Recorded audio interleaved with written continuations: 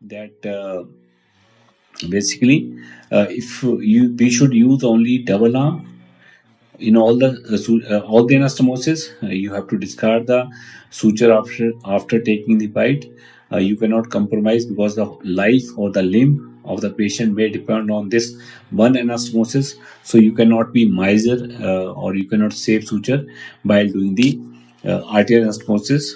And basically, if you are doing single arm, then you come outside in the inflow and inside out on the outflow. Because as you come from the outside in, there can be intimal. The intimal flap can rise, and with the shearing force of the blood, this can raise a flap. That you understand. If there's a intimal flap is raised on the inflow vessel, it can progress up to the cut end. That will be hardly 2-3 mm. And in the outflow vessel, as we are going inside out, the intimal flap cannot be there cannot be any intimal dissection, so you are safe in that way. Hello everyone, welcome to the Vascular Anastomosis course. So in this course we will show how to do the arterial and venous anastomosis, and that will be demonstration on the PTFE graft followed by cadaveric, artery and veins. So in this first video we are discussing briefly the theoretical part and the practical demonstration about the interrupted arterial technique. Please read the detailed disclaimer in description, and these videos are meant for education and information only, and these are not a substitute for professional training or professional advice.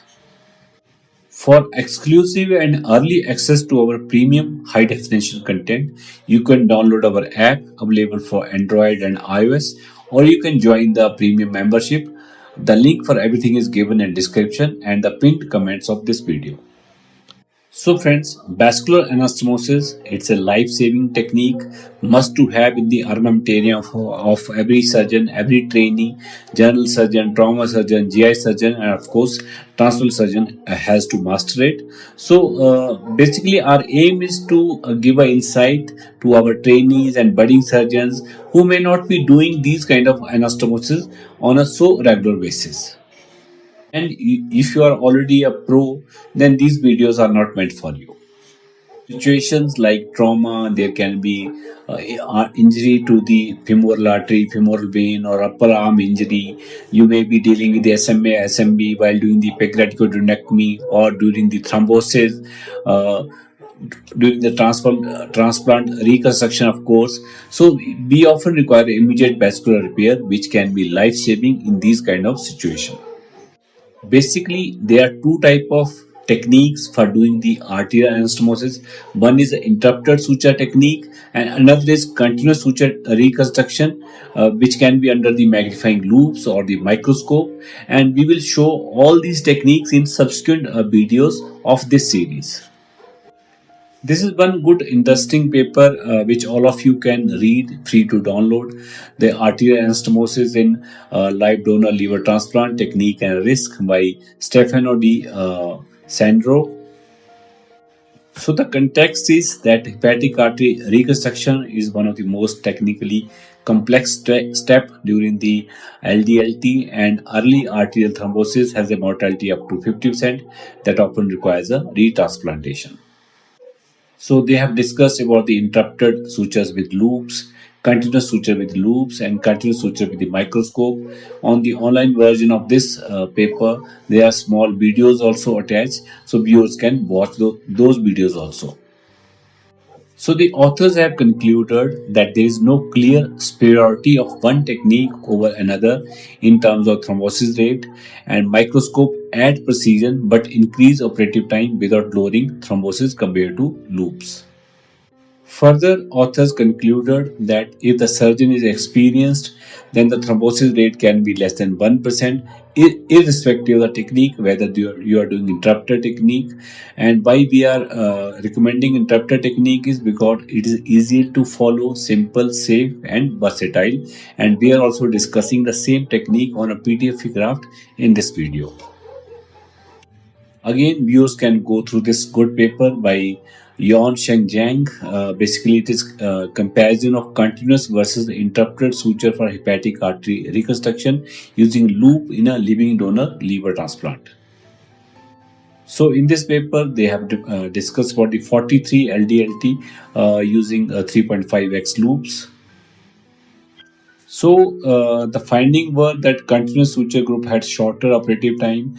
There was no difference between the hepatic artery thrombosis in either of the uh, arm, but that is continuous versus interrupted, and longer operative time in the continuous technique. In the uh, interrupter technique.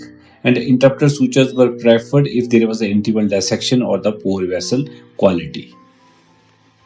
The conclusion was that interrupter suture remains preferred when the vessel quality is poor, and continuous suturing is safe and faster and effective when done under magnification.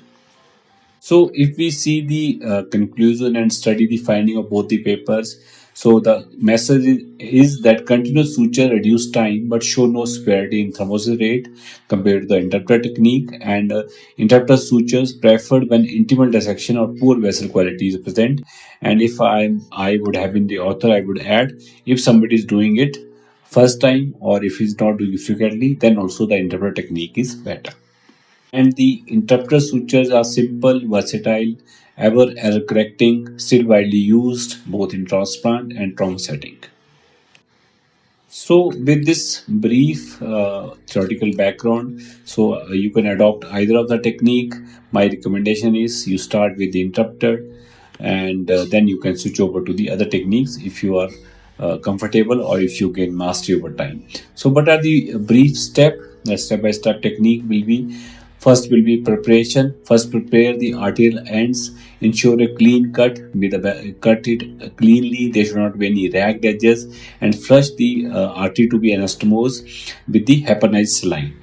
Also, clear the end of the artery to be anastomosed 3 to 4 mm of all the adventitia, because it is highly thrombogenic, and we will also showcase and demonstrate during the cadaveric demo. In the beginning part, always take two sutures, one at 6 o'clock of the artery, another at 12 o'clock, and don't tie them. Basically, hold them with the help of these rubber shots, and they also help to align the artery. You can take the sutures at equidistance, and specifically if you're dealing with the luminal discrepancy, that one artery is small, one artery is big, then taking these stitches 6 o'clock and 12 o'clock is very helpful.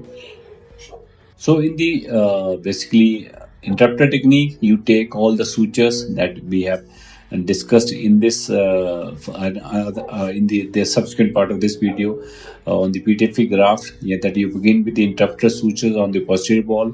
Take full thickness, equidistant bite. Each bite should be approximately 2 mm from the edge with equal spacing to maintain luminal diameter. And all the knots in the vascular anastomosis has to be outside the luma. So in a similar manner, once the posterior wall is complete, you continue with the interrupter suture the anterior wall. Safe, simple technique, easy to follow, versatile technique. At the end also, you release the clamps, flush the lumen with the heparinized saline to remove all the debris and clots.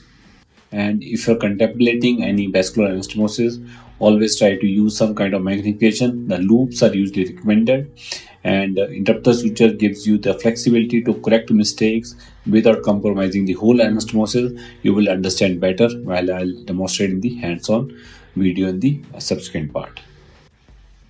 Take these stage sutures, they are your best friends, best guides, and check for the bleeding points before completing the anastomosis. So with that brief theoretical background and steps, now we will start with the PTFE graft demo, that will be interrupted arterial anastomosis on PTFE graft.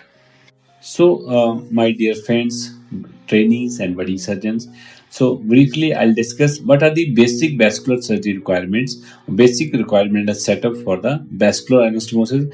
What are the instrument one should have or one should buy or arrange in his setup. I hope all of you have watched our previous series on the basic and advanced suturing course. So this will be further add on the that suturing course. So friends, first recommendation to all of you is that you should arrange these kind of leftover PTFE graft. You can easily get it from your CTBS colleagues, and you should always practice and again practice before you finally do the arterial anastomosis in your patients to have a good outcome. So the first instrument you should have is this gastroviso. We will be working with fine needles that will be 60, 70 or 50 at max, and one handy gastroviso which you are accustomed how it get locked, how it works should be there. This is my personal gastroviso, and gastroviso is a bit costly. Then you can also arrange. This is a rider. This is a needle holder for finer, basically needles for 50 up to 50. It works well. So Castroviso, one good vascular forceps. I am here using pot Caesar, which works equally good, but you should have a good vascular forceps and good vascular forceps also. These are fine automatic vascular forceps, and if you are working in basically even smaller vessels, then you will be need further micro instruments. So maximum size will be 50, not below for the arterial anastomosis.